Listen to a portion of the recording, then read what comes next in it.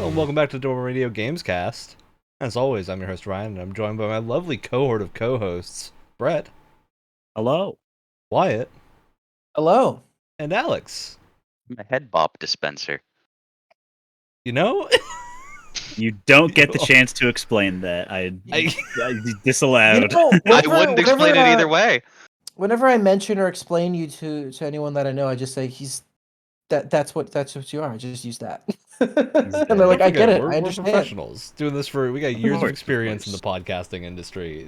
Yes. Very experienced streamers.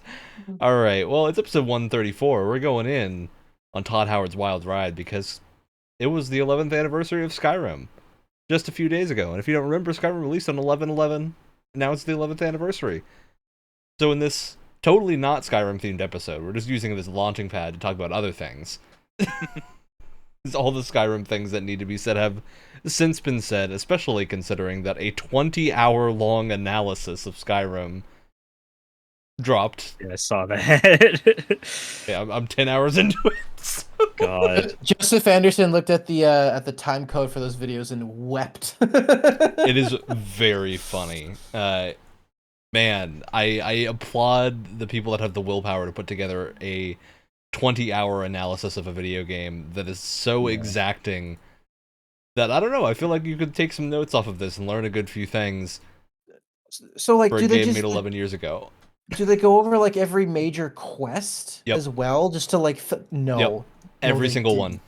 They go into Oh everything. They my go into the God. socio-political like background of the Civil War. And This it's feels like insane. Wow. This feels like an April Fool's joke that has the most amount of work put into any April Fool's joke I've but ever it's heard. largely very negative. That's the thing. It's That's done out of a desire weird. to improve. That's what it's 20 where it's coming hours from. for someone to say it's about a 4 out of 10. It's 20 hours of intense analysis of every single quest line to be like, this is exactly why this should have been different and been better. But they ran out of time, so we didn't get that. It's very fun. It's an interesting look at the way things have changed because he uses a lot of clips of interviews and whatnot and goes back to like actually cite sources like the developers talking about the game, Yeah, which was professional. release, which is something that a lot of these multi-hour reviews don't do. There's a lot of background info here, which is very handy. It's almost a very long-winded documentary series. How I'd put it. Incredible. It's such an amount of work, especially for someone that I think stated they don't play with any mods. Oh wow! No. So Pretty crazy. this is all true game feedback. Alright, well, we're first going to get into what we always get into, which is the news for this week, which is not that much, Pretty thankfully. light. Pretty light week. Aside from Mick Gordon Yeah. coming in and dropping a hot document. It's about going time. into... Oh, this one. So you might remember about a year ago, if not a little bit longer, we talked about the Mick Gordon incident of there being like some stated unprofessionalism between Mick Gordon and the developers of Doom id Software, where some vitriol had happened and there was a bunch of soundtrack drama about whether or not it would get a release, what was being done. Mick basically went radio silent after Marty had made a Marty Stratton, the studio director, had made a open letter on Reddit.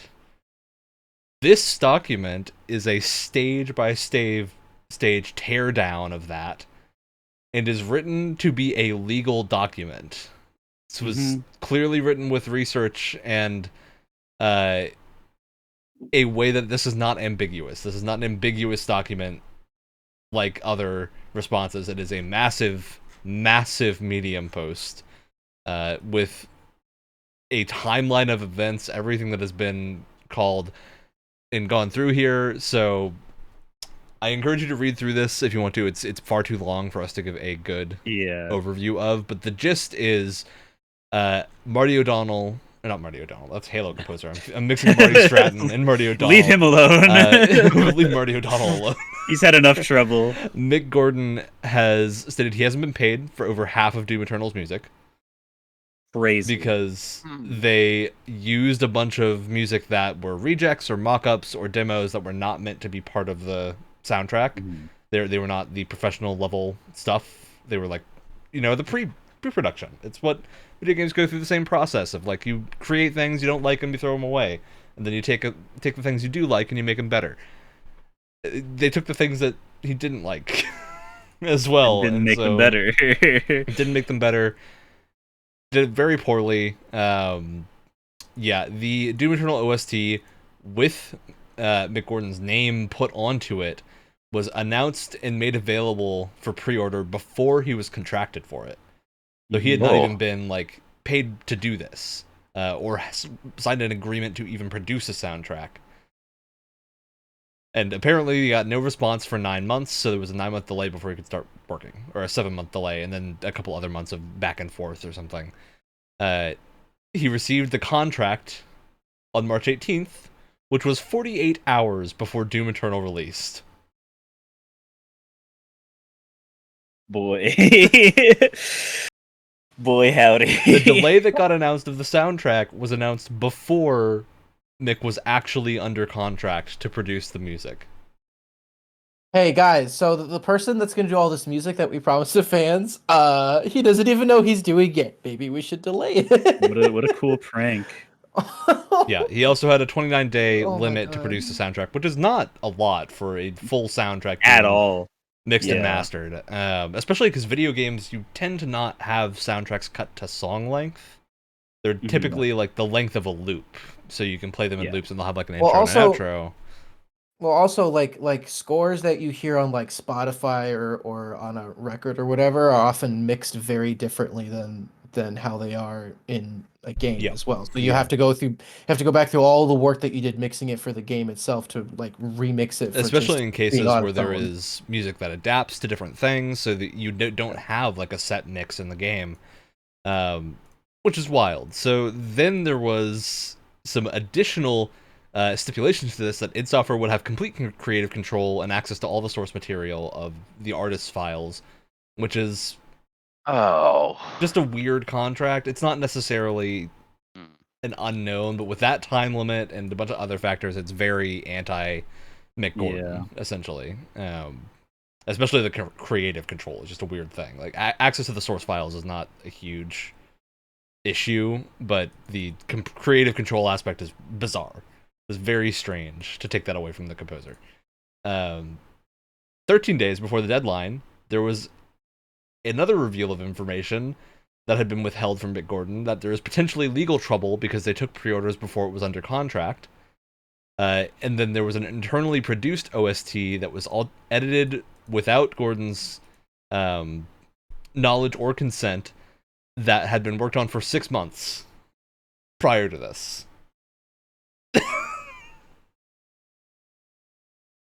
And up into the release of the soundtrack on April 16th,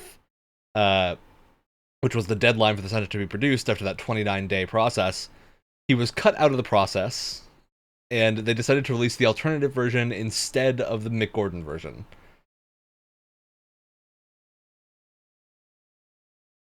It's like, What? I don't know what to More say. and Mick Gordon was more- also not allowed to hear the final album before it was released. more and more nowadays, we're just getting things in the game industry that are just comically evil. Like, real people shouldn't behave like this, and yet they are. Which This is the kind of shit that you see in like a bad rom-com where like the main character's corporate boss is screwing them over. Yeah. and that Yeah, really- yeah. Like, Now, there's oh more to this. This is not done yet, and this is, I think, the most important part of. Does just it get more being cliche? unprofessional. It gets more bizarre. So, right after the release, this was when the soundtrack was like universally. We talked about this that week, about the soundtrack being poor quality and not well people mixed noticed and that really mastered. fast. And people noticed it really quickly, and there were tons of posts going on about like why the soundtrack was not up to the quality standard of other Mick Gordon music. Then Marty Stratton asked Mick Gordon for assistance in addressing the situation. Mick Gordon states he made himself entirely available to Marty and committed to satisfying disappointed customers with a better OST. Marty made it clear he wanted to be involved, saying he wanted a positive outcome, had no ill intentions, and wanted to resolve the issue professionally. He offered to draft a joint statement addressing the situation and plans to move forward, and he requested that Mick Gordon hold off on making further public comments until we could address the public together. Marty told me to expect the draft within hours, but it did not arrive. So he didn't get this draft of a statement, and instead, a couple days later, the Reddit post, the open letter, went out with no knowledge from Mick Gordon and behind his back. Mm-hmm. Apparently, It's Mick bad. Gordon was also offered a 6-figure sum of money to not talk about this, and he declined it. I can't He's a imagine good why. person. This is bizarre. In issuing this statement, his final closing word is, in issuing this statement, I'm exercising my right to defend myself, and he states that there was a lot of personal attacks on his character, which is absolutely true, that have been done in the timeline between this. Because no one had any other knowledge of this outside of what Marty Stratton had posted. So, Well, and bizarre. all of the posts from anyone from id Software on the subject basically just threw him under the bus when he had Or absolutely pointed nothing to do Marty's with it. statement. They Yeah. there was not other talk about this. From what I remember, Super strange. From what I remember, when all of this had first happened, when Doom Eternal first came out, they were like, "Yeah, he just wasn't available, and we weren't able to talk to him like ever Yeah. about anything," and that was their like excuse. But I guess that just isn't true, like at all. Mhm. So that's great, fun, very cool. Yeah. Super strange. We're going to get the other bit of weird news out of the way. Disco Elysium has been undergoing a process of... for people that are not in the loop, Studio Zaum, the creators of Disco Elysium, had a big falling out. And by falling out, I mean one of their shareholders forcibly took over the company and ousted the creators of the game. Whoa. Good sign. This happened a Yeah. couple Good weeks sign. ago. Since then, the games developers that are still interested, Robert Kurvitz and Alexander Rostov, the game director and art director of the game, they have a minority shareholding of that studio, Zom Studio OU, which owns everything related to the game, supposedly. So now they are in the process of possibly suing Studio Zaum to get the rights to Disco Elysium back. Go them. Yeah. They deserved it. They made the game. Listen, guys, Godspeed. Yeah, seriously. Wow. Yeah. What a crummy situation to be in. That really sucks. Yeah, it's bizarre. There's a lot more to this one as well. It goes into some more allegations that are very serious about potential fraud and the fact that the shareholder who ousted them may have not been legally a shareholder at the time because they purchased the shares with money from the company. Or some bizarre thing like that. There's some weird So they are financial going to law get- going on, Ooh. right? So they are going to get ownership of the game back. I don't know, because I do not understand the intricacies of international financial laws. This is definitely a situation that's going to go to a lawyer somewhere, because it is complicated and far above layman's terms in terms of what is doable. Yeah, Um, sounds like it. in better news, Control Please? 2 has been greenlit, and Yes. Remedy Saw Entertainment that. has signed into an agreement with 505 to co-develop and co-publish Control 2. The words of note here are co-develop, because Yeah. originally it was wholly developed by Remedy. So I think this is probably just because they have more going on as well. They have some other projects that they're working on, if I can remember what those are. They had a few. Are they- other Are they doing expansions. the Alan Wake remake, or is that a different? Yes, that's what. Okay. They're working on Alan Wake 2. They're working on a Max Payne 1 and 2 remake, supposedly. Yeah. Some other Busy- weird stuff. There's a Codename Vanguard that's a game that we don't know about it at all. Call of Duty Vanguard 2. No thanks. Oh. Definitely not. All right. Yeah. That's the big stuff from this week. Finally, as well, Dark Souls Remastered has online back. The Yay. process of online for those games, which has taken almost a full year. Yeah. Well, you did forget the other bit of news that came out. Yeah. Not anyone who watches this podcast knows about this already, but God of War Ragnarok is here, and Oh, yeah.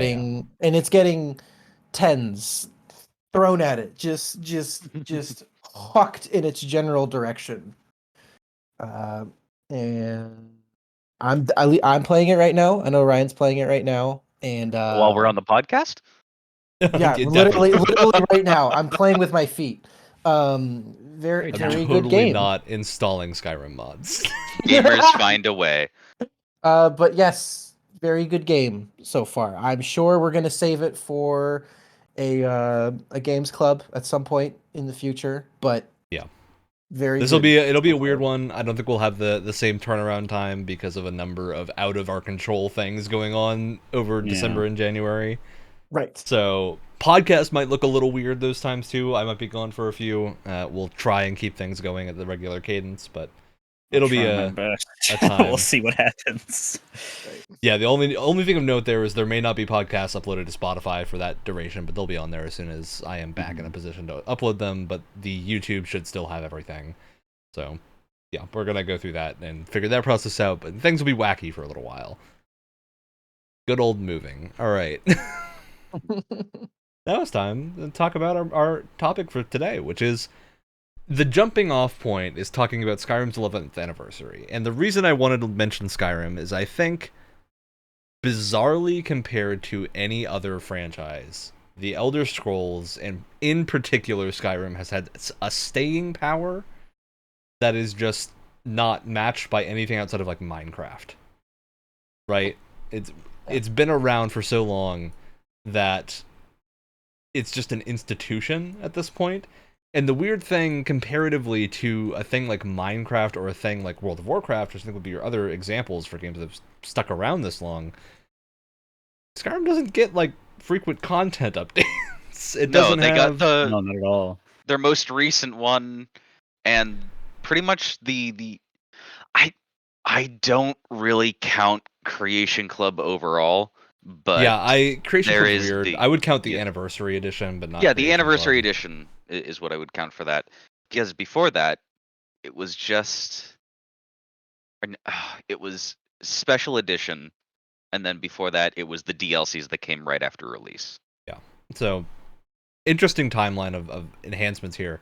And what I want to talk about with this is how games end up having this sort of staying power and staying in discussions and topics. How can a 20-hour video essay about a game drop 11 years later and to actually get views? That's the crazy thing. You gotta have people that are willing, like myself, to watch a 20-hour analysis of Skyrim Well, for no better reason than to learn about it. it is an interesting topic because I feel like it's kind of like a spiritual successor part 2 to our episode last week, which was about Yeah. what makes games stick out to us. And when I was coming up with how I wanted to tackle this episode, I was coming across a lot of the same things that I said, and I think a lot of us said in the last episode. But one thing that I don't think either of us mentioned, and I think is really relevant to Skyrim specifically, is man, meme culture can just send something 10 years ahead of its expected shelf life, Mm. right? Yeah. That's something I talked about Metal Gear Rising last time, but I didn't talk about the meme culture, which is probably the main reason that game has stuck around. Yeah, it straight up like came back out of obscurity. It's had a almost. resurgence this year for some reason Yeah. of Yeah. Metal Gear Rising memes.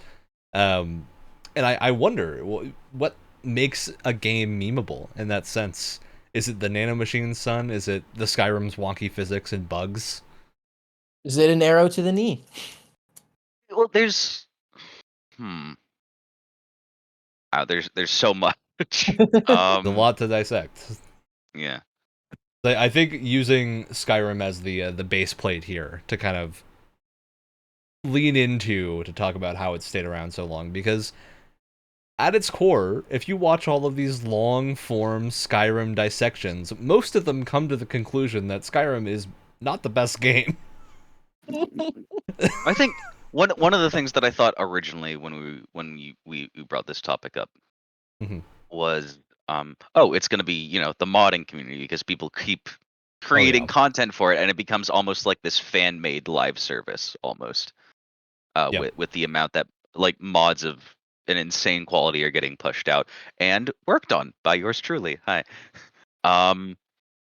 But I don't think it's the presence of modding in a game that guarantees it to be long lasting, because I don't know I don't know many other games that have been, almost forever in the public eye since they got out that really support modding as Yeah, like, I to think the level GTA of is games as Skyrim's. maybe a not a close comparison, but a very distant comparison, because GTA does have a pretty large modding scene, but that's certainly not the reason that game has stuck around, because GTA players on console don't play with mods. They play the Yeah. game, and they've played it for the last 10 years with no disruption.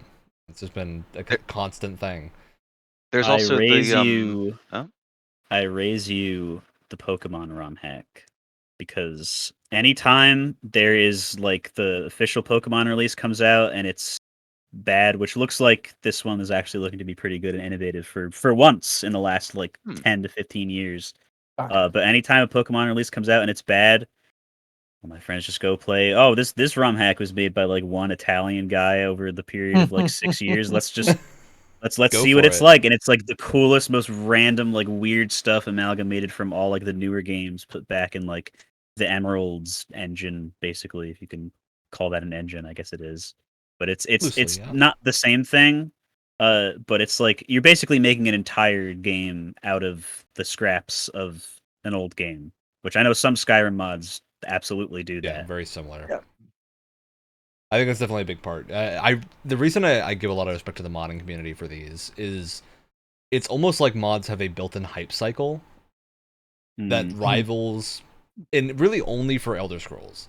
Because you can even look at like Fallout, which has the exact same level of modding that you can do to it, but Fallout does not have nearly the depth of mods that exist for Skyrim and the sheer amount that happen. Yeah, and you don't really hear about them being publicized, but you don't hear like you'll maybe hear about big like one thing about occasionally, it. but Skyrim, like people are tracking the Morrowind remakes that are, or the Morrowind overhauls to bring the entirety of Tamriel into Morrowind.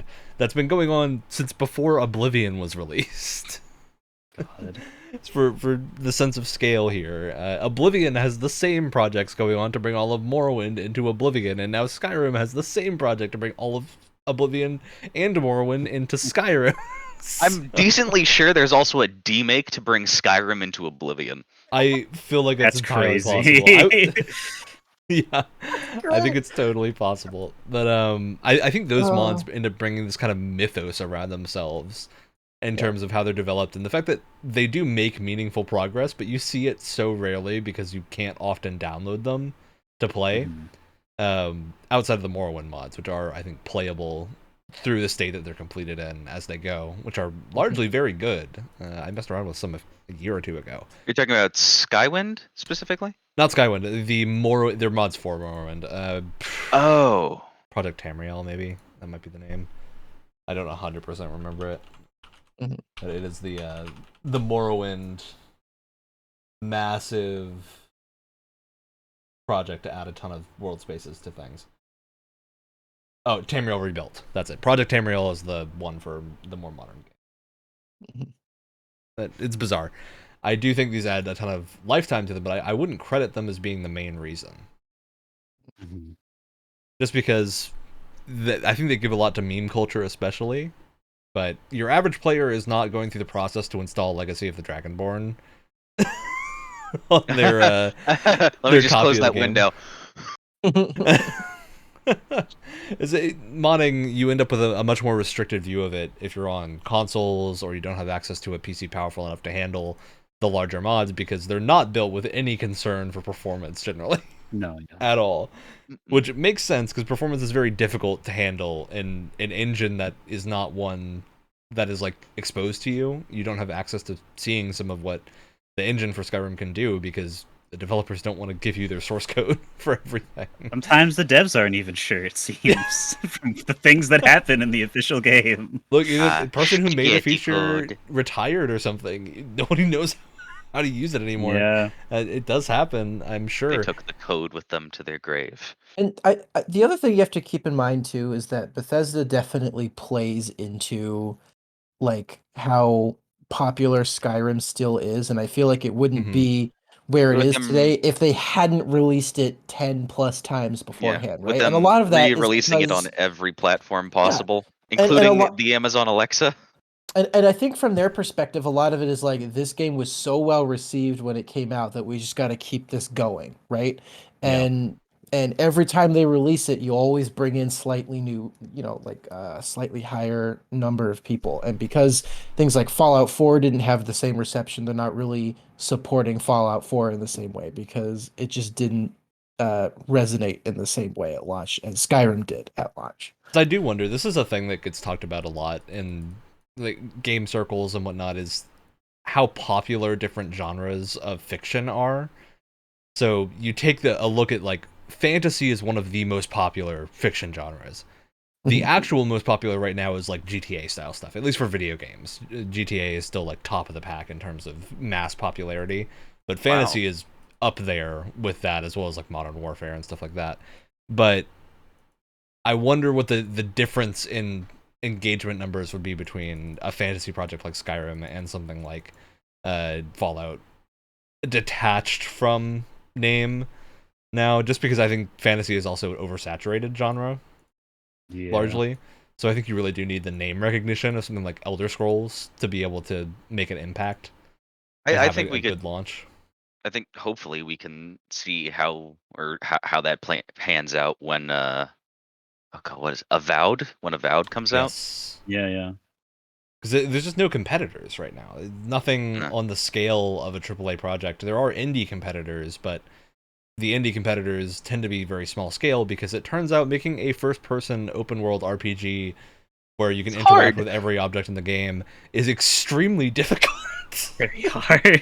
There's a reason Elder Scrolls games are buggy, and it's because by the nature of this type of thing, you're having a lot of moving parts that all need to be interactive, and something is going to break eventually, and there will Especially be nothing you when can do Yeah. about it. you're working with an engine that is outdated and works against you every step of the way that it can. And Yeah. there's a reason it's taken so long for whatever Elder Scrolls 6 is going to be. There's a reason it takes so long for that to come out. Not just because they're trying to ride out this Skyrim wave as long as they humanly can, but because it's really hard. It's all encompassing, and they probably want the scale of this project Mhm. to be bigger than Skyrim, which means it's just going to take that It's also much the more approach work. to sequels that Bethesda takes in general is not, they don't make iterative sequels. They change things dramatically. Almost along the lines of something like a Final Fantasy. They're not going to do a sequel that is just Skyrim but more. They're going to do something that is Skyrim with wholly different mechanics. Yeah. I think you can look at Fallout 4 to Starfield. You can recognize some things that exist just because they're in the same engine. Like some of the gun handling looks a little bit similar, but I have no clue the one-to-one that happens between settlement building in both of those games, because I think it's going to look wholly different. There's clearly a different attitude. The whole different planet system, I'm sure, had to be an entirely new thing that they made. So I just wonder what this is going to end up looking like, because they're using the same engine for all these projects. So things are getting lumped into it. Maybe we're going to get some cool different planets to go to in Elder Scrolls 6. Is that the escalation God. we need? Could you Travel. imagine? Travel to the moon. Hey, Crazy. moon is hot right now. Moon fantasy is hot. The Go to dwarves moon. went to the moon. Yep. Well, and it's interesting too to compare how Bethesda have like in a way supported Skyrim for so long. They've supported it by re-releasing it and keeping it in everyone's minds. And you compare that to something like another game that I was thinking about that sticks with people is No Man's Sky, because that gets several updates every year that dramatically changes the game in some way. Like they tend they to have add very just whole new systems for players to interact yeah. with. To They pull have in people very interested in more like things. they have very focused specific updates. It's like this update along with some quality of life stuff is going to like dramatically overhaul how like capital ships work. This is going to like add a whole new like settlement management system and all this stuff. It's like they have very focused updates, and so when you take them you got them all together after a span of time. It's like, this is a very different game than the way it was, and more often than not, it's for the better. I've never heard of an update in No Man's Sky that wasn't received well, which These is are updates. astonishing. These are updates. They're not DLC, right? Yeah, free updates. Free updates, like for free updates, and they release maybe 2 or 3 a year, something like that, and not a single one of them has been poorly received. How? How do Yeah, you I do imagine that? the attach rate of No Man's Sky has to be pretty large on most devices now, just because of Yeah. it goes on sale often enough, but it's never so low that they wouldn't make a lot of money from a sale. So And that game, that's probably a I big would part of say, like, came out in 2016, terrible reviews, one of the biggest disappointments of that year, right? Or whatever year, 2016, 20, I don't remember. Probably one of the biggest disappointments before Cyberpunk comes out, right? I was gonna say, a little but like, prelude to a 2077 title. yeah, well, exactly. But it's stuck with us for so long because, first of all, the insane redemption arc of that game and the perception of that studio and that game, but also just high quality updates, 3 or 4 times a year, and it sticks with you. It keeps itself going because it just always is improving itself in some way. You can also tell. Well, I'm completely blanking on the studio behind No Man's Sky, but they have multiple Hello Games. Hello Games, yeah. They have multiple teams going because there's the team upkeeping No Man's Sky and making new content, and then there's the teams working on the smaller projects they're doing, like Last Campfire, which came out and was reviewed very well. It's just like a neat little indie game to play. So they have other projects going on. They're not just doing No Man's Sky, and they're probably cycling people in and out. And I think it's getting a lot of fresh ideas to No Man's Sky, and it's lending it a longevity, both in terms of new content and player base. Apparently, they're working on a title right now that they have said is even bigger than No Man's Sky, which I'm like, guys, no. guys, No! This is why we Careful. keep using the word Bad big. idea. careful. Very careful. Please Last scale Campfire down. was great. Scope.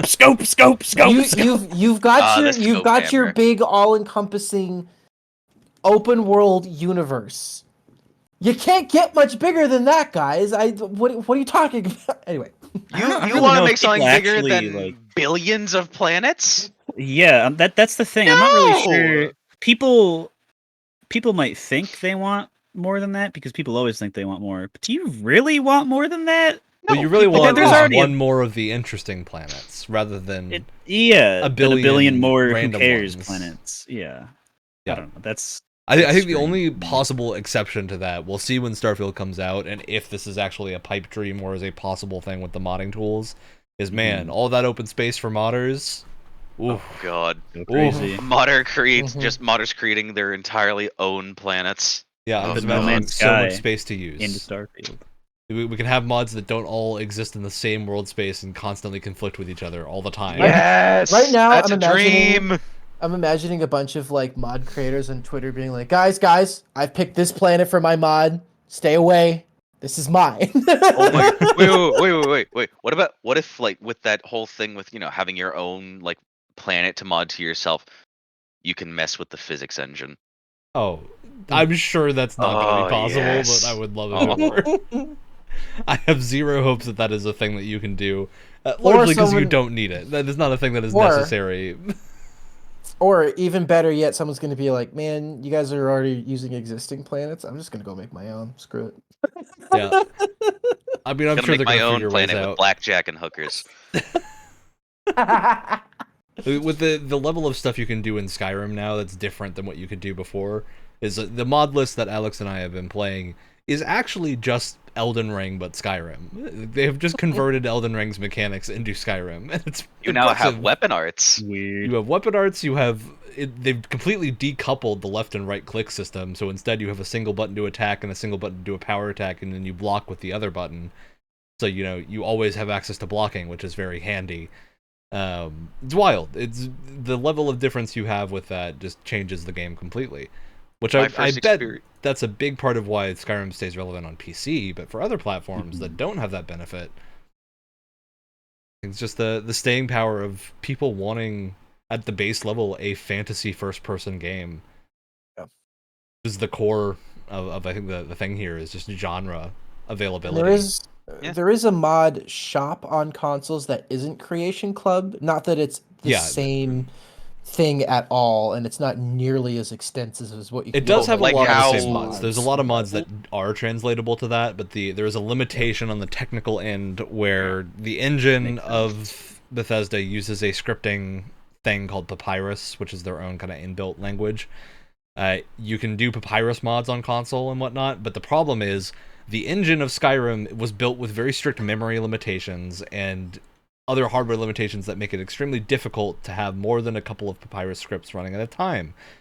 Which means if you run any number of intensive mods at once that all use that, they break and the game crashes, which is where Skyrim gets its notorious instability from. On PC, there's a thing called SKSE, which is a script extender that lets you script without Papyrus and do lots of other things that are much more efficient and don't need to hook into that system at all. So you have a lot more compatibility that way, and more things you can do. Well, and back to the like mod availability on console. Wasn't the Forgotten City one of the mods that's available on console? I think Forgotten City is. I think Forgotten City is entirely Papyrus based. Because if you can do it where it's limited in a world space that isn't normally accessible, it's generally fine. Because then you have full control over what's going to be running at the same time. Yeah, it's the same reason I think Legacy of the Dragonborn is console capable. I believe it is. Because you can do most of those scripts through Papyrus without causing any huge issues. It's variable. This is the thing that gets complicated with game design and development, is you run into technical limitations of hardware that will cause huge problems, especially for mods where you don't know what is going on under the hood, and you kind of have to wait for people to reverse engineer whatever's happening and come up with extensively detailed Reddit posts and YouTube videos to go into how to actually make the engine work. Which is, people that do it, I have endless respect for you. It's a process. But yeah, I think that's the Skyrim side of the issue, is just blanketly, if mods are probably number one factor, just in terms of there aren't any other games that are that moddable outside of like Gmod, and I don't think a lot of people are going to go play Gary's mod right now. That's definitely fallen out of favor. I think the age of Gary's mod has passed us. The age of Gary's mod stopped through no fault of its own, because everyone grew old, got new computers, and didn't re-download everything. So now when you go, oh, you want to play Gary's mod with me, dude? Okay, yeah, sure. And you go to join your friend, and there's the list of things that you don't have. You gotta sit there for an hour. That you have to have. Yeah. It's just not worth the time. And it's also it's an hour just to join a server. If I can sit there for a day for Skyrim modding, because I know once it's done, I can play. You make a day out of it. It'll work. Yeah. It'll work. Well, Skyrim, so maybe it'll work. But if it does, you're fine. Yeah, definitely that's the modability side. But I also think it's just that, again, genre is a huge thing of like fantasy is always popular, but it's also always oversaturated. So good fantasy becomes even harder to look for. And this is where the criticisms of Skyrim's like writing and quest functionality come into play, of like it's just not adapted super well. That's largely just because it's huge. There's so many things in that game that the team at the time, which was relatively small, I want to say by today's AAA standards, all had to do all of that.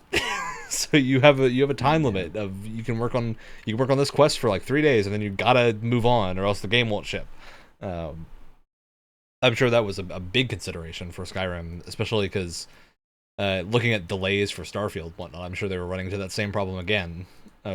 We have a set amount of time that we can dedicate to things, and so even if we want the Civil War to be this huge reactive thing that you can have all sorts of different factions come in and take part, and you can have different mechanics for it, we just don't have time to do it, and so we're not. And that's where the cutting room floor. And that's where mods come in. That's where the benefit of the modding community is they can now go do that for you. Which sounds cynical, but is actually really cool because you can see different people's takes on it. You might play with different versions of a quest line depending on what you're feeling that time, which can be really cool. There's fun things to do that way, and it's the reality of video game development is you don't have endless time, or else people will get really mad, as they are with Elder Scrolls 6, because it's been a really long time. Every time I hear that name, I start to age in dust. And when you think about it too, we've been talking about like a little bit about like meme culture, modding community, all this stuff. It's really I feel like it's all under the umbrella of a game's community and how passionate they can be about something, how vocal they can be about something, and how well you treat that community, I think is the other really important thing. Like No Man's Sky, its community was mostly like actively hostile. Like, but you know, they came out with regular quality updates. They treated they their went radio fans in silent their- for a good amount of time, which was For a probably the while. exact right move. Yeah. Like, we're not And going to then they engage just- with anything. We'll let people Don't speculate. say anything. You can't Yeah. say anything wrong. They started just coming out with quality updates at a consistent rate, and they And then once they respected got the their goodwill community. back, that's when they up the communication and start talking constantly to people. And also it's almost every single update targets something that the community talks about and complains about the most. That's the next update, you know? Yeah. Like let's add cool new traversal, let's add story improvements, let's constantly make bug fixes, let's do tons of quality of life improvements. It was all about appeasing the community in a good and healthy way. And so the game has been able to last as long as it has because of that. And I think Skyrim is a very similar way. That community loves that game because they've been able to share about it and talk about it for so long. Yep. And I do think there's also a little bit of another layer to this that is entirely not anything to do with Bethesda, but it's to do with the cultural fascination with Nordic history in games that has happened throughout since Skyrim came out. There have been a number of high-profile Viking and Nordic-themed games that have been coming out. You have Assassin's Creed Valhalla, God of War went to the Norselands. You And heard it everything. here. You heard it here first, folks. God of War 4 is copying Skyrim. They took God. a game that was squarely set in Greek mythology, ripped out the main character, and threw him in the middle of Norse mythology. Here's But- hoping hey, they it's do great. Egypt or Japan And next. that is not a complaint. Is it insane? Yes. Does it work really, really well? But the reason I So mentioned this yes. to reference Skyrim is I think, honestly, there have been a lot of discussions of people seeing these games and going, isn't this another like Skyrim style game coming out? I think just Oh, the the new- blanket visual loose similarity is enough to remind people of Skyrim, which makes them keep It's like thinking about it. Instead of a It's some of the- Souls-like, people are gonna keep on calling games Skyrim-esque. Oh, God. That's It's like get someone to like- play like a 50, 60 hour run of Skyrim and then plop them right in the middle of Assassin's Creed Valhalla and they'd be like, oh, I feel right at home. Aesthetically. Yeah. Hey, you got mods to make it the same gameplay wise. So, you want I to don't truly know. just nail home the similarities. Listen, you wanna mod Skyrim to make it play like Assassin's Creed Valhalla. You wanna mod Skyrim to make it a worse game? Go for it. Come right out and say it, jeez. Wow. Look, at least I have a fine. functioning block button at all times in Assassin's Creed Valhalla. That's That's true. really my only thing. I don't need the fancy dodges. I don't need anything else. Just give me a button that I can press that makes a block, and occasionally I can parry, and then I'm happy. That's all I need. Yeah. Just Yeah, some defensive The option. thought behind you have two swords in your hand. You cannot hold them up to stop someone from attacking you? You can't do Huh? the like historical thing where people would often Huh? carry an offhand thing to block with, Huh? Mm-hmm. and then attack if with the only they main had- weapon. Oh, They have, parrying like daggers. a large sort of roundish metal device that attaches to their arm, and then you can hold it up to block attacks. Yeah, but then I know, don't maybe look with a animated buckle? by it. But why then I don't look anime in my Nordic game?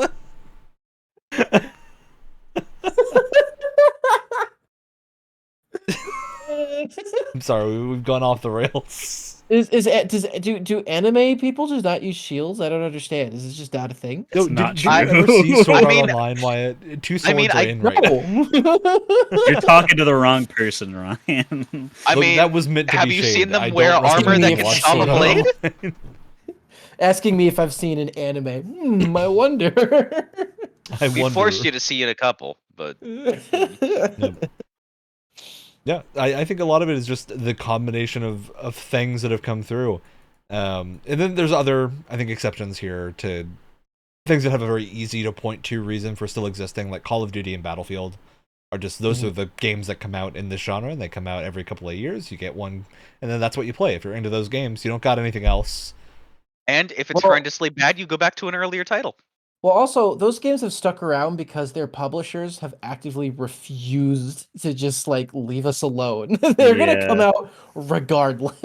It's brand recognition. Brand recognition is a big deal. It's Star Wars now is all about brand recognition. You got Disney doing it with everything. So the big, Which that is how I feel for Skyrim, because especially like every year it's like, you know, the cool E3 like equivalent thing or whatever where they're showing off new games. It's like, oh, it's this. just Oh, it's remind people Skyrim again. exists. Okay. It's just again like, well, that's another 5-minute trailer Amazon Alexa. an 11-year-old game that everybody already knows exists that I don't need to pay attention to. And Yeah. I'll And it is that'll be my bad. I think there's two ways to look at that. There's the cynical way of this is just for the money, which I can be certain that there's always money factoring into the decision because you have a development team to pay. Yeah. And what you use additional money in game development for is often to make sure that your other games, if they fail, don't bankrupt you. That's another big one. So companies like Capcom can afford to have a bad game occasionally because, you know, they're not going to completely fail. It's why Square Enix can release like multiple bad Final Fantasies in a row, is because they have other games that are doing well, and so they don't Bethesda need to can worry afford about to it. be Bethesda. Yeah. I mean, Bethesda in this case now has Microsoft money behind them and Yeah, that is true. massive brand recognition of just. I forgot about that. Jeez, Yeah, that's... well, nothing really feels different as of right now. We'll see when Starfield comes around if there's any Other than their games changes. are just being dumped on Game Pass, and whatever Bethesda launcher they had is just not existent now. Like, that launcher was just a bad idea. Yeah. So Yes. thank Oh my god, Agreed. having to be Agreed. online to play the original Doom? Really strange decision. What? Back to the I think the positive outlook on that same thing you were talking about, Brett, of like them showing this game again every year. Just availability. Because how many times do we talk about a game that we want to play that is just not possible to play? Yeah. Like, Anything on the PS3, anything on the PS2. PS2 is hard to play now I've- as you're emulating. I've said it a million times. I'll say it a million times again. I want to play more Legend of Zelda games. All I have is a Switch. Look, I if you want more put Zelda every games, single Legend of Nintendo. Zelda out individually for $30, I would buy like 6 of them. Right? Like, I think of that. You got so many options here, Nintendo. Just like make the Hyrule collection. If you make if it's like even just 3 Zelda the thing is, games in this one is something Square collection. Enix has realized. That's why people are talking about the Saga games again. It's because Square Enix realized you can just port them to a Yeah. console, and then people will start talking about the weird, esoteric Specifically PS1 Nintendo Switch. JRPGs that never got things. Like Live Alive is back. Whoever thought Live Alive was going to be back? Never ever. But it's here now, and I think that's proved that sometimes all you need is to bring a game back and make it available to play. Like Tactics Ogre Reborn just came out, and I'm very excited to go and play a PS1 game. And I've never played before because keep hearing it's really cool, and there's a new remake. And occasionally, that's all you need, I think, to get a big audience behind your game. Is just if you have a way for someone to play it. I'm sure you made Wind Waker available again. All the people that have never played Wind Waker will go play it. Especially for something like Ocarina of Time. If in Ocarina of Time remaster, not even a remake, but just a more good-looking remaster than the 3DS one came out, Yeah. people would hop on that instantly. Just give it modernized controls and you're good. It's not that simple.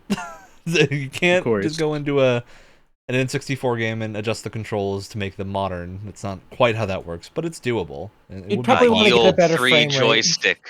Yeah, I think people have done that by now. I think there's at least certainly one or two fan emulators have projects. figured out how. Yeah. to do And it. like total like It- texture redos and everything too. It's pretty crazy. Yeah, those It exist. took a while. It took a while for N64 emulators to, kind of figure it out, but I feel like it's in a much better place than it used to be. Yeah, they used to suck. It used to be horrible. Don't even get me started on PS1 emulators. Good God. Good Yeah, they actually comparatively they're fine, but you want to Yeah. do something like N64 or Dreamcast? Oh Jesus! Good luck. Yeah. Have fun, buddy. But I hope you have a 4090 Yeah. in there Well, somewhere. and another thing I was thinking about too was like, sure, reminding people that your game exists and then putting it out on other platforms helps. The other thing that's kind of like slept on in terms of how to keep a game alive, multimedia projects. I mean, Yes. would people be replaying Cyberpunk, and would they be talking about Cyberpunk in the way that they Very were good if point. Edge Runners hadn't come out, right? People would be talking about the update if it was like, if Edge Runners wasn't a thing, they still would do that update, and the game would still be much better. But because Edge Runners was so good, people are now talking about it, and a lot of people are like, "Oh, I watched Like, the didn't show." Cyberpunk break its Let's player do it count peak Yeah. after Edge Runners? Like, It that, did, yeah. That's Totally. insane. That is not a thing that happens generally. You Yeah. don't. After launch, you never reach that peak again. Most of the Well, with time. that being un- said, sorry.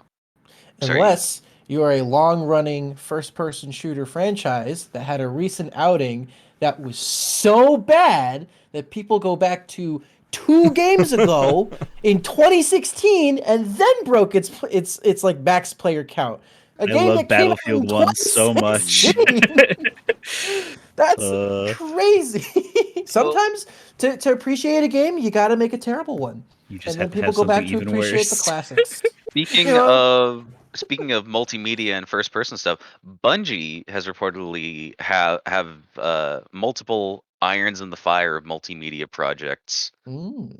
involving apparently a mobile app for something that may or may not be Destiny related, something having to do with TV that's either live action or anime.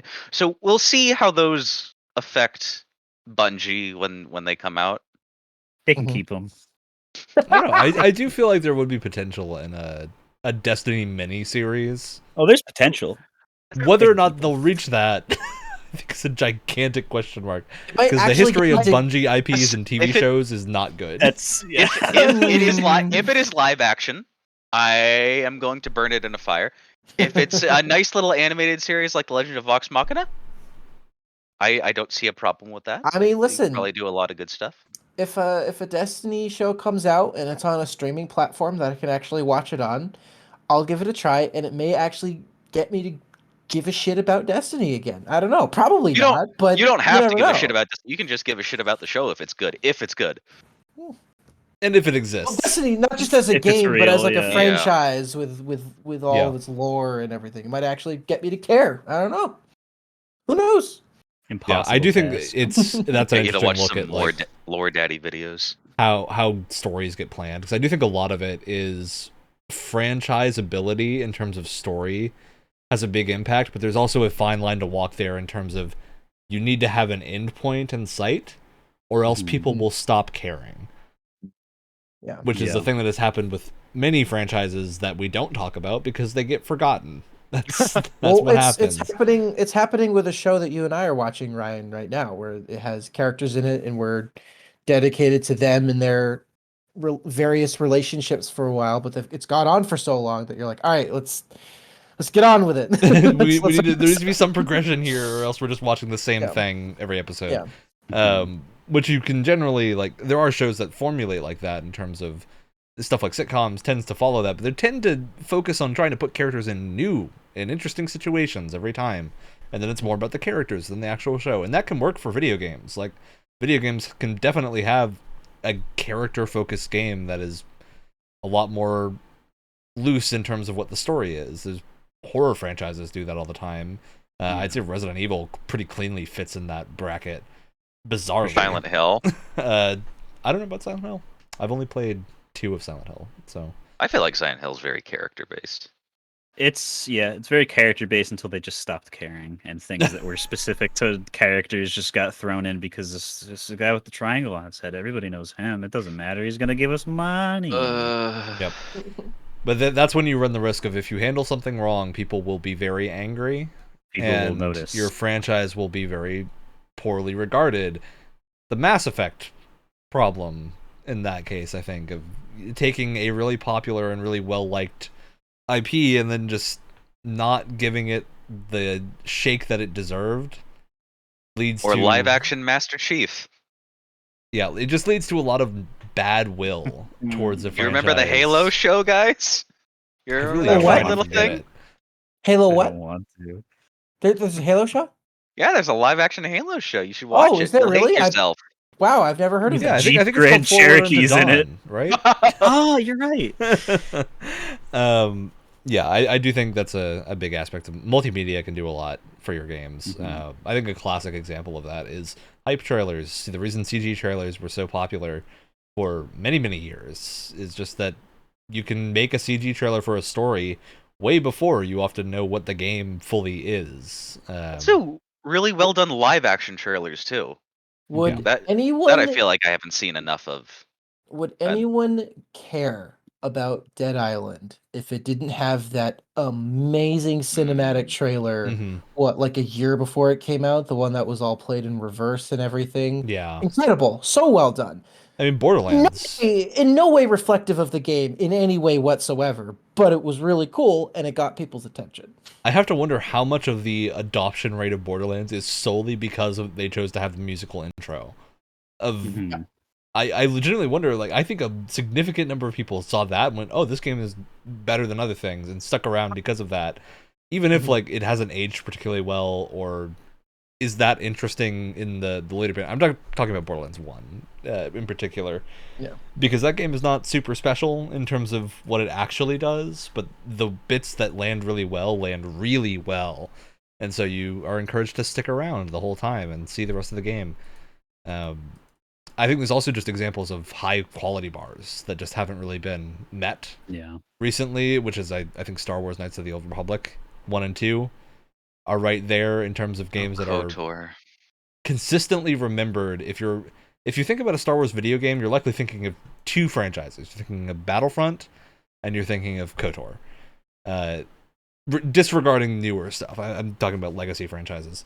Even though there were many, many others, but those two franchises were huge at the time, and I would still say they have a lot of recognition. There's a reason that people were, even at the rumor of a Knights of the Old Republic remake, people are frothing at the mouth to get at it because they want to play that game again. And thank God we're finally getting one. I can't wait to play it. Woo! I got news for you. Maybe it'll come out eventually. I'm not holding my breath anymore. We had our chance, and we missed it. We lost. But the thing with those is they're not just games with a popular IP. They're games with a popular IP that did their own thing and did it really well. There's a line there of just try an interesting new idea, and occasionally you'll get a lot of people on board that will stick around forever. Because I think Outer Wilds is another good example of that.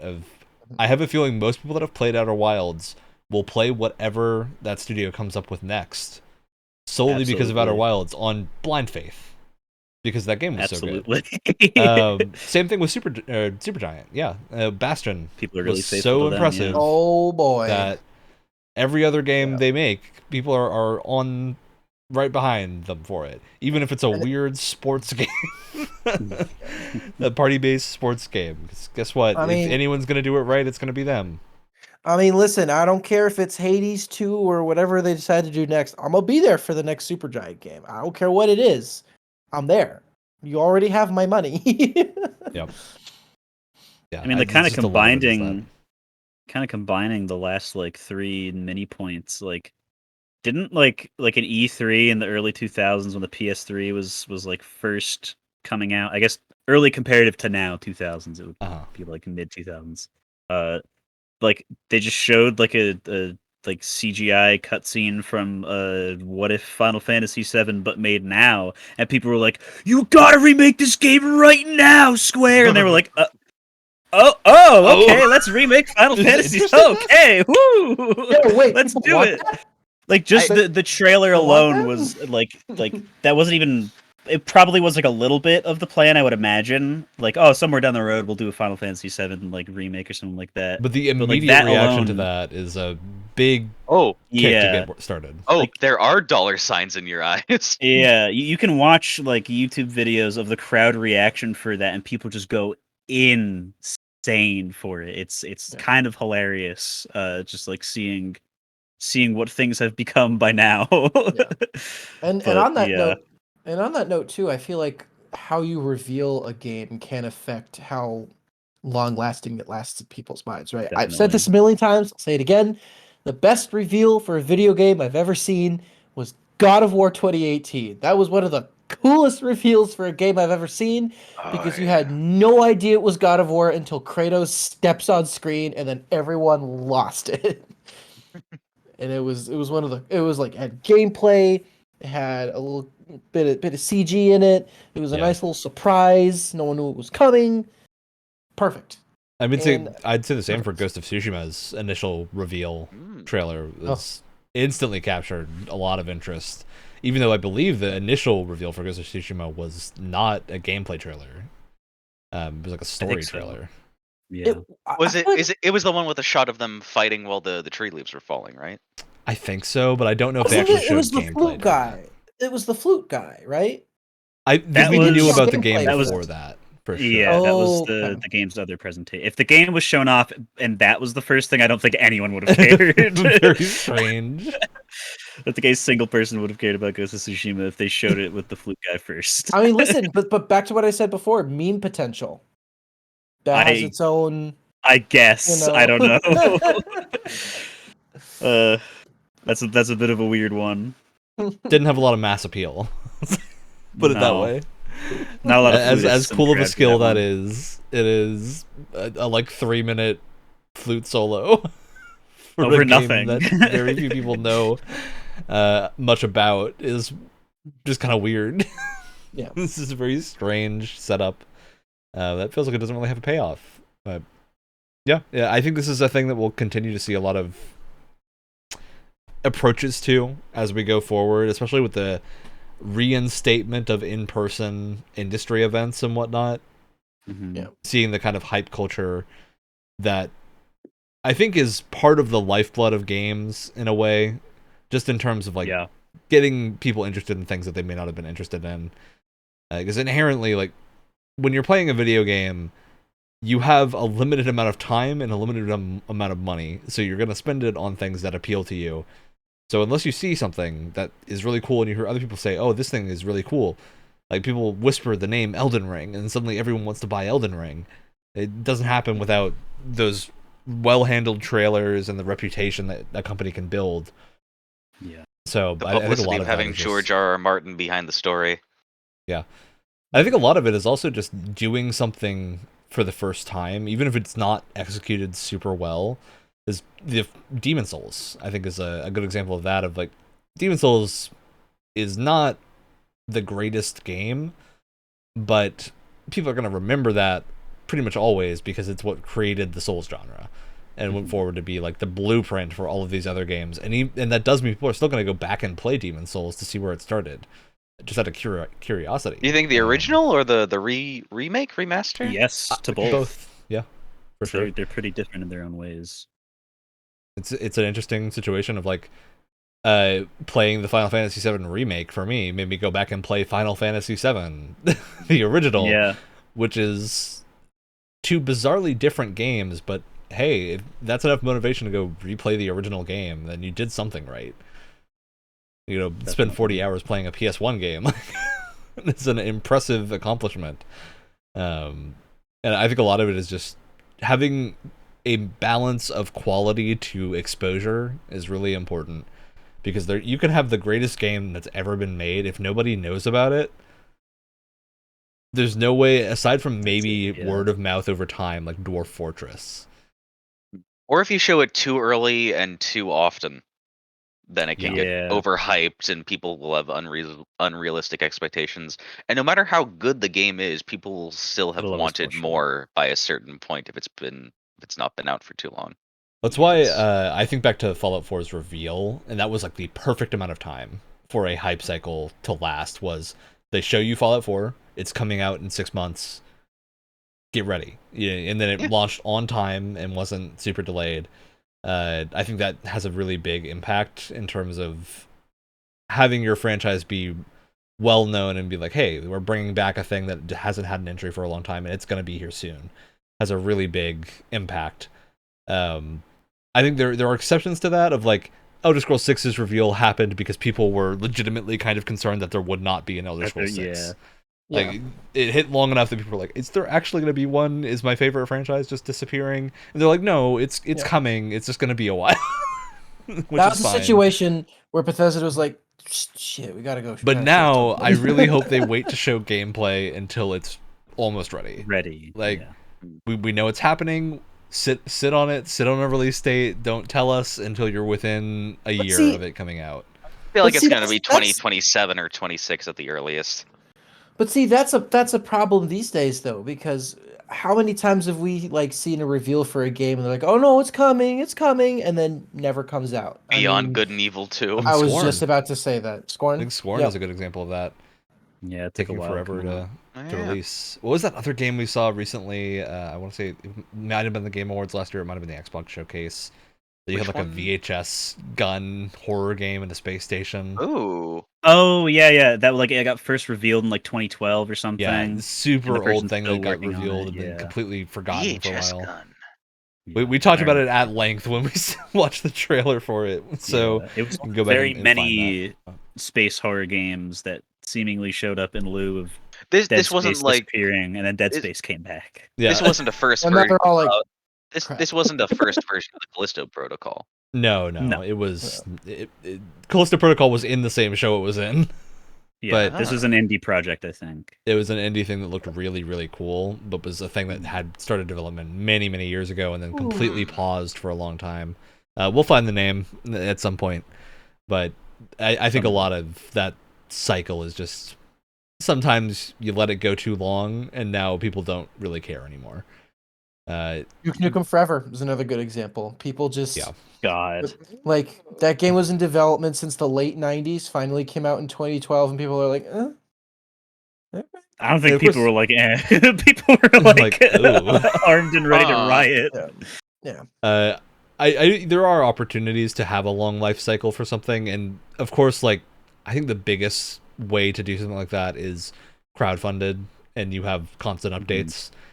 Say what you will about Star Citizen, but that game rakes in money without even existing.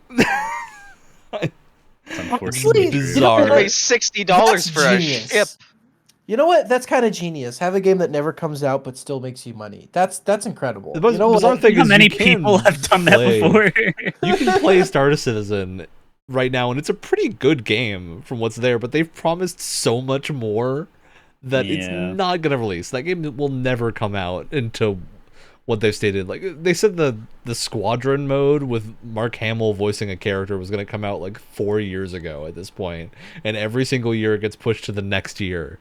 It's comedy. It's tradition at this point. But they keep making money. They keep making money hand over fist because people are buying their multi-$100 ships that they can't use and are completely digital, worthless things. Almost like an NFT situation, kind of, literally, but less scummy. Legitimately, it is. Star Citizen ships are basically NFTs. It might as well be. It is bonkers that you can buy something that just doesn't exist right now, and may or may not ever exist. It's very strange. It's just a weird situation. But I think in the terms of, like, we talked about Project Tamriel and Tamriel Rebuilt are modding projects that have been going. At this point, it's got to be close to like 20 years. So yeah, beyond Skyrim has been, since Skyrim's sake, but those others are ancient. Yeah, and they keep going. They're not done. They may never finish, but they release gradual updates that you can play, which means you have something to look forward to occasionally. And I think that works because there is generally goodwill towards the community of those games in terms of, like, mod authors. Occasionally a mod won't come out, but occasionally a big mod will come out, and it will be really, really cool, and then everyone's gonna like it and want to play it. Video game developers don't necessarily have that luxury unless you're releasing something. I think if you're releasing something and you're like, hey, we're gonna make Elder Scrolls 6 after this, you can get away with that. But I'm just imagining the riots that would have happened if Starfield didn't exist and Bethesda had gone from Fallout 4 to Skyrim, Elder Scrolls 6, in whenever it's going to come out. And people would just be like, what was going on? Like, legitimately, what was happening? Because you haven't updated any of your old games. You don't have a live service. You're not doing anything, seemingly. You hit a point of just what is happening. I don't think it happens often, but it is terrifying from the developer side to imagine what that would look like. Yeah. I'm sure it's very hard. I guess BioWare is probably going through that same thing right now, just because that is true. they've kind of had to refocus recently. That's one way to put it. After a string of abject failures is maybe the correct words to use. Man, I wonder if we'll ever get an Anthem 2. Don't even say it. That is not possible. I do wonder. I That's wonder not if healthy Anthem for the is going to turn industry. into one of these games that sticks around in the zeitgeist for a long time, just out of the knowledge that it basically destroyed current BioWare. Well, I We'll wouldn't see. even say that it was the game that did that. I would say more so it was Mass Effect Andromeda. It was Mass Effect Andromeda that put them in the grave, and then Anthem came by and just dug the grave. Slammed the back. nail. Yeah. Now we've got Yeah. Mass Effect, or not Mass Effect, Dragon Age, and Mass Effect holding the lid of a coffin and the nail, respectively. We'll see. What happens. BioWare. Oh, God. Oh, no. Okay, what they've said about Dragon Age 4 is good. We'll see when that game comes out. You know what else they said that was also very good? Oh, Mass Another Effect EA Andromeda. project. Oh, no. They were like, Battlefield 2042 is progressing nicely. Development's going great. They didn't have a scoreboard. Look, I think legitimately sometimes the people that say that just have no idea. They just don't know what is actually happening.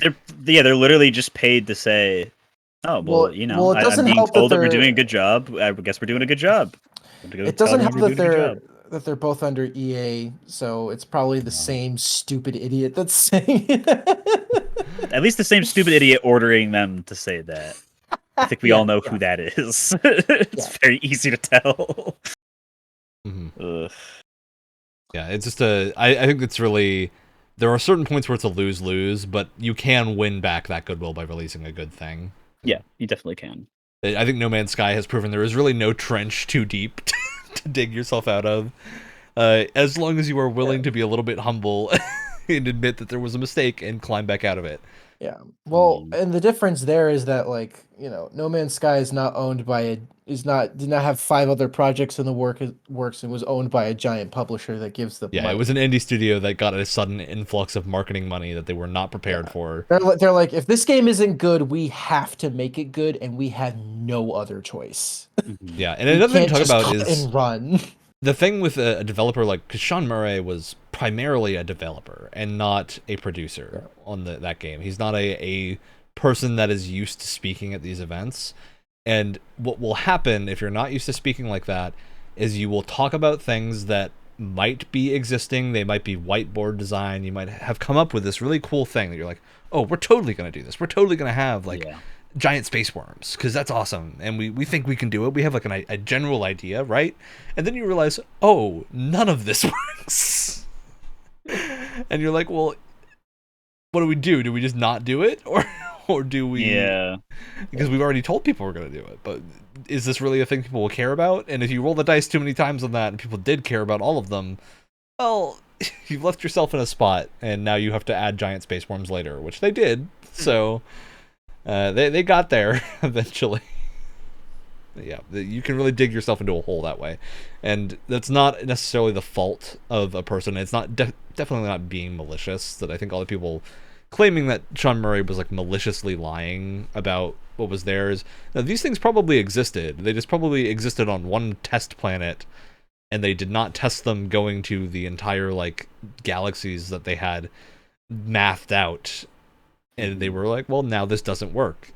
We can't fix it before the game launches. Yeah. And we likely won't be able to fix it even if we delay it because we don't have any idea what to do because we have to finish the rest of the game. And that's, I think, the cycle that a lot of games that get delayed repeatedly get into is you just have so much scope creep. That's probably what happened with Cyberpunk. Is you said so many things that you're like, oh, we're going to add wall running. We're going to add climbing on the walls with the Mantis thing. We're going to have alternate pathways through every single dungeon or every single building you can go through. And past a certain point, you realize, well, this is just not doable.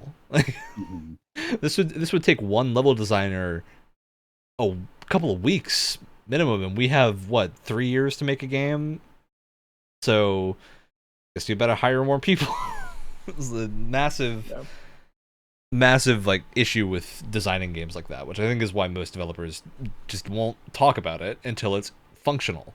Because if you talk about it too early, even if it is like a test functional, you might just realize this is not a thing that is possible to do with everything. So, if there's anything that the game industry has learned from people like Peter Molyneux, it's keep your mouth shut until you got something to show. Yeah. But make sure you have something cool to talk about. Just keep it to things that exist or things that are like narrative based or something that you can say, hey, we're going to have this really cool story in Skyrim about the Civil War. And then people are like, well, the Civil War exists. It's very disappointing. But, it's there. They didn't lie about it. So it does, in fact, exist. It exists, and it's kind of functional.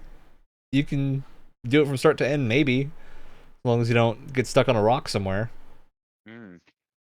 Yeah, I think it's really just a lot of combinations of factors that go into keeping a game like this around, especially because we're kind of talking divorced from live service, because live service is really just dependent on your players sticking around.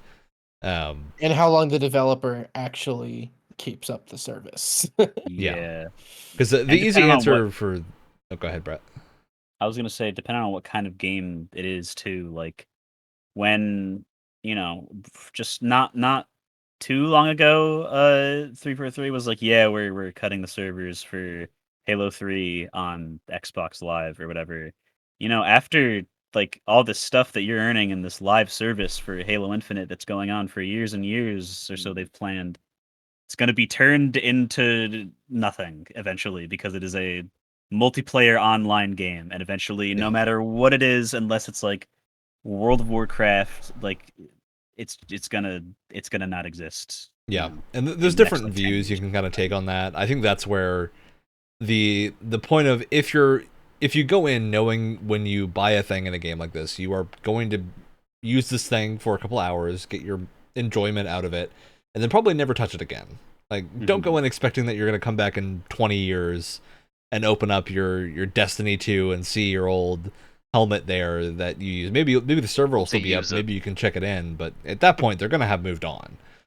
And you're not going to be showing it off to people. And I think most people know that, because in real life, you buy a car, eventually it's going to break, right?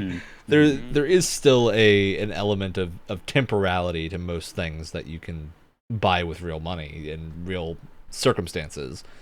But I think with video games, it's something that hasn't really been explored, and we'll see if like a storefront shuts down at some point, whether or not that has huge impacts. I don't know. Maybe Uplay shuts down in the future, and everyone loses access to all their games. That sucks. Ooh. I'll be mad about it for a moment, and then I'll go play the newest thing, because inevitably that's what will happen. The kind of curse of digital era. Oh no, I can't play Assassin's Creed Valhalla anymore. What am I going to do? I will be upset if I can't play on 1800 anymore. That will be legitimately infuriating. But Elon Musk is going to try to buy Steam for some reason. Oh no. Don't give him ideas. Do not give him ideas. Hey, at least Steam is not a publicly traded company. You can't just strong arm it. And you're gonna have to go to a subscription service just to access the store page. Truly terrible. Man. We'll never die. Kill the vibe. We'll see where this goes. We'll talk about Twitter if it dies at some point. Listen. As someone who doesn't care and doesn't use Twitter, I'm taking a look back and I'm just looking at this sinking ship, and I'm like, this is an enjoyable sinking ship. Same here. Great. I'm grabbing some marshmallows and hoisting them over its fire. I got my nice tub of popcorn. I got my root beer, and I'm like, let's watch this all burn down, baby. I'm surprised. I'm actually surprised. I was expecting me to be the only guy that was like, I'm not popular, so I don't care what happens to all of these famous people. But I'm very glad to Screw 'em. see that none of us are popular on Twitter. I also think there's been a reaction here of like the majority of people also don't care. It's the same thing that always happens on. We don't want to stay on this tangent for too long, but it's worth saying so that we oh, it's have. fine. Our I thoughts think we're out in largely the done open. with this conversation For the most part, yeah. Unless we So- want to talk about like mods for more often. I know you wanted to. Well, we'll do a to- dedicated modding episode at one point. I think. Okay. We'll wait for a Um, big thing to release. Yeah. But for for most people that aren't the whiny people that Twitter has become infamous for housing against its own will because it's the internet, of course. For us, we don't have like a bajillion followers. We don't have a blue check mark. None of us ever did in the first place. So it's just, oh, okay. I guess my for me at least, as an artist trying to get eyes on me so that people can ask for commissions and stuff. Okay. My struggle has not changed whatsoever Back at to all Tumblr. in the slightest. Or if anything, back to Tumblr. Yeah. And from our point of view, I think seeing people with just only $8 to impersonate a multi-trillion-dollar pharmaceutical company, and with one post make them lose $20 billion of stock in an instant because you post that insulin is free now. That's incredible. That is absolutely incredible. I'm not saying that Elon's great for he planned this and this is no, that's the dumbest Absolutely thing not. ever. Absolutely not. Man, But the fact man that isn't people smart enough to plan something like Absolutely this. not, and Twitter now doesn't have enough people working there to stop it from happening. I'm sure They've of it. all been let go. Exactly. Yeah. The way that he got rid of the stuff is like, okay, whoever has written the fewest amount of the fewest lines of code, you're gone. I do not understand.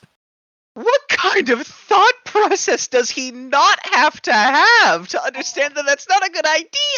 He's Don't worry, broken. guys. Don't worry, guys. It's not gonna have any ads anymore. There's gonna be way less ads. Wait, how do we make money again? Yeah. Well, Oh, there's oh, the other no. misunderstanding. Twitter was never designed to make money. It was not a No. company that meant to make Oh, money. It was a man. company that And now- existed for the communication. They would maybe keep themselves running with ads, but they weren't gonna make money off of it. Exactly. that's And the- now, The God willing, misconception. and now, God willing, it is designed to bankrupt Elon Musk. It's just bizarre That because would be it's someone wonderful. coming in completely not understanding that Twitter is not a platform that ever makes money. Twitter is the platform where people go to find some other place to make money, right? Yeah. It's if you're an artist there, you use it to link to your Patreon or your other platform. If you're a developer of a game or you're someone that's working on a movie, you use it as a platform to say, here, this is the release date for our cool new thing. Go check it out when it comes out. And that's how you make your money. You don't... Listen, you guys are giving Elon Musk enough credit. This guy is so smart. This guy says he's going to buy an entire social media platform and then backs out and then gets sued by that exact social media platform and then decides to buy it anyway. And then the first day he works What does there, it decide? He has to, or else he's deep in the hole with legal issues. he's so smart. So smart. Yep.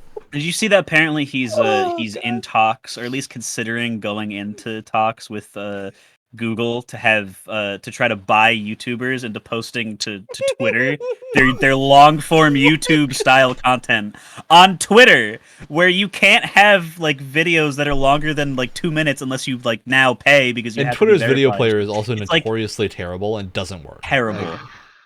Oh man. Oh. I think That's- people are going to quickly learn the limitations of the average person's ability to deal with just extraneous crap. He's done Mhm, stupid stuff before, but this is actually brain dead. Look, for anyone Yeah. who Oh, is man. spending too much time looking at this stuff, just go read a book. You'll have more fun. It'll be Read- much better. yeah. Go read Lord You'll of the Rings or actually- something. You'll actually like grow new brain cells rather than kill them on Twitter. Read a book, or if you're going to think about something like this, think about the time when everybody, to a very similar degree, was up in arms about how YouTube was falling apart and everyone has to move to Vimeo or something else immediately because YouTube is dead, it's gone, it's going to be dead within the next 3 years. That was probably like in our like freshman year-ish of college that was the big thing. almost nothing has changed at all. Yeah. It's like, is it like a better place? No, but it's nothing's changed. It's the same. You can still make content almost the same way. It's just If different things are annoying now than what they used to be. if It's you're not a if big deal. you're if you're on Twitter a lot and you're worried about it, maybe do something with your life that'll actually affect Go your mod life. Skyrim for a couple hundred Go watch a hours. Saturday morning cartoon, something with a bit more it'll just be a more positive impact on your life. You know what I mean? Just anything, Yep. All right. Well, after that tangent, I think we're largely done. I think the tangent signals the end of the discussion for the most part. I think paired with everything we said last week, we have a good covering of everything we were talking about. So we're going to jump straight to shoutouts. We're going to have a nice little closing ceremony here where we talk about good things. I don't know, unless someone has something bad that they wanted to mention and bring the whole mood down. I have a fun little thing, I guess. Yeah. Do you guys know there's a bear in the Toblerone Mountain logo? Not sponsored? Did you not know that? There's a little bear. No. He's there. He's chilling. I wonder if that's Toblerone. That's Toblerone the bear. Toblerone the bear. Right. Who else is ready? I have one. I'm destroying my previous reputation of being stingy man who only watches anime from the 90s. I am now watching 2 seasonal anime, one on top Incredible. of Gundam. And it is Bocce the Rock! Is probably the funniest show I've seen in a very long time. It's the one with the girl with the pink hair who lies on the ground and screams and glitches out because she's having a panic attack because one of her friends said that she should make an Instagram. And if that isn't the most somehow twistedly relatable thing to you, then you don't have you are banished from the social. You aren't the target audience. Exactly. It is so good. I highly recommend it.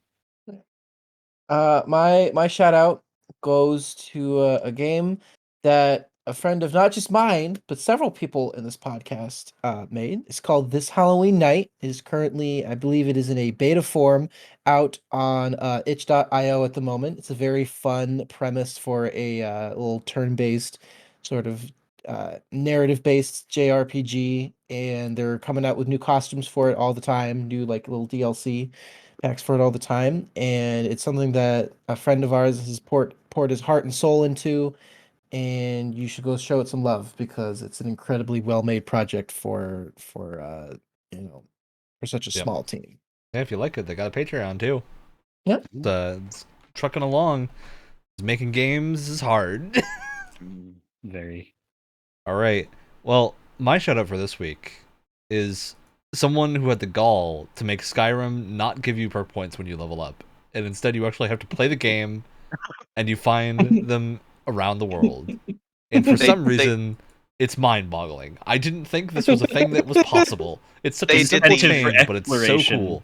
They did the ESO Sky Shard type thingy. Yeah, but you also get them. You get them from certain quest completions, and you get them for like you can go in a dungeon and find a thing that gives you one. And all of a sudden, I'm exploring again in a game that I've played 100 times. It's incredible. I don't know whoever had this idea to just get rid of the perk points and put them somewhere else is great. Wild. No company would ever try this because it's bizarre and it's very unintuitive. But if you're willing to read a few wiki pages and be like, oh, this is what happens, you should just play the game and go explore, and that's how you get them? Cool. You get them by doing Radiant quests. You know those things that you had no reason to ever do in Skyrim that are actually sometimes kind of cool? Now you can go do them and you get perk points. Wild. Bizarre. Neat. Sometimes this What a is why world we live in. We like mods. Wow. Crazy. We can have bizarre things. Well, that's going to do us in for today. As always, podcast 7 a.m. Eastern Time on the podcast platform of your choice. Next week is not the Thanksgiving episode, but the week after that will be the Thanksgiving Games Club. We got lots of Game Pass games to talk about. And by lots, I mean 4. It'll be a thick one. It'll be a thick one. Real chunky. It's gonna be stuffed with amazing